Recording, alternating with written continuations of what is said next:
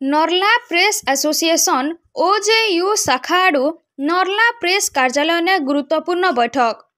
इ बैठक ने अगर्स सांबादिका कुकुर द्वारा आक्रमण आर मार मारबार घटना के नेकरी प्रतिक्रिया रखा जाइतिला आर एंता काम के तीव्र निंदा करथिले संघर सभापति दीपक कुमार साहू। इ घटनार सठिक अनुसंधान करा जाऊ बोली मुख्यमंत्री उद्देश्य ने गोटे दाबीपत्र दिया जाइछे। बहुत जल्दी नर्ला प्रेस एसोसिएशन इटा नहीं करी सीधा सलग मुख्यमंत्री को भेटबा बोली आज बैठक ने निष्पत्ति नेछन। इतार संगे नर्ला अंचल ने बहुत जनहितकर कार्य केंदा करी त्वरान्वित हबा सेथिर लागी भी विभागीय उच्च कर्तृपक्षंकर दृष्टि आकर्षण करा जाइतिला। कोविड परे बार बार दाबीपत्र दिया जाउथिले भी नर्ला रेल स्टेशन ने अनेक यात्रीवाही गाड़ी स्टॉपेज ना हो पारबार। नर्ला रोड ने प्रस्तावित लोकोमोटिव कारखाना भी ठप होकर पड़ी रही। पीडब्ल्यूडी रास्ता प्रशस्तीकरण काम भी शीतल भंडार ने पड़ी रही।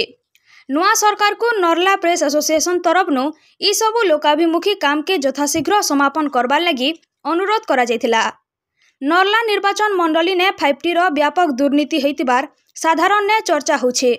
सेथिर लगी गुटे उच्चस्तरीय कमिटी गठन करा जी करी इतार तदंत करा जिबा बोली आज सर्वसम्मति क्रमे जिलापाल महोदय को गोटे दाबीपत्र प्रदान करा जाइछे। बैठक हिथिला नर्ला प्रेस एसोसिएशन ओजे शाखा तरफरु एठी आमे नवनिर्वाचित सरकार को शुभेच्छा देवा सह नर्ला अंचल रहिथिबा अनेक उन्नयनमूलक कार्य को किभଳି भाव त्वरान्वित होई कि पुणी थरे कार्यकारी हेबो सेति पई गोटे दाबीपत्र आमे माननीय मुख्यमंत्री को अति कम दिन भितर देबु। जेपरि नर्ला रे रेल आज पर्यंत अटकी नाही। नर्ला लोक अनेक हंतसंत होइछंती। नर्ला रे पीडब्ल्यूडी रास्ता प्रशस्तीकरण ठप हेगी पड़िछि। नर्ला रे 5T रो गोटे जो घोर दुर्नीति हिछि तार गोटे उच्च स्तरीय तदंत हो। नर्ला निर्वाचन मंडल रे कपड़ा माफिया माने जो वर्तमान एक्टिव रही कि कोमलमती शिशु मान को जेपरी गोटे कदर्य कपड़ा देकी तार गोटे घोर दुर्नीति चलैछंती किछि असाधु ऑफिसर मान को हातेकी तार मध्य गोटे उचित तदंत हो बोली आमे माननीय मुख्यमंत्री को गोटे हमर टीम अति शीघ्र जाई भुवनेश्वर रे ताको गोटे दाबीपत्र दबु।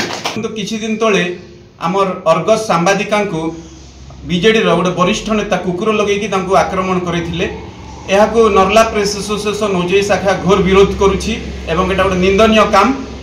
एही मैटर को नहीं मध्य आमे सीएमओ को तांकर गोटे दाबीपत्र देबु जे सांबादिकंकर सुरक्षा निहाती जरूरी अछि एवं नर्ला निर्वाचन मंडली रे लोकोमोटिव कारखाना नर्ला रोड रे जो हेबार लोकोमोटिव कारखाना को केवल गोटे निर्वाचन मुद्दा कर दैछंती सेति प्रति मध्य आमे विभागीय कर्तृपक्षक दृष्टि आकर्षण करेबु बोली आजिर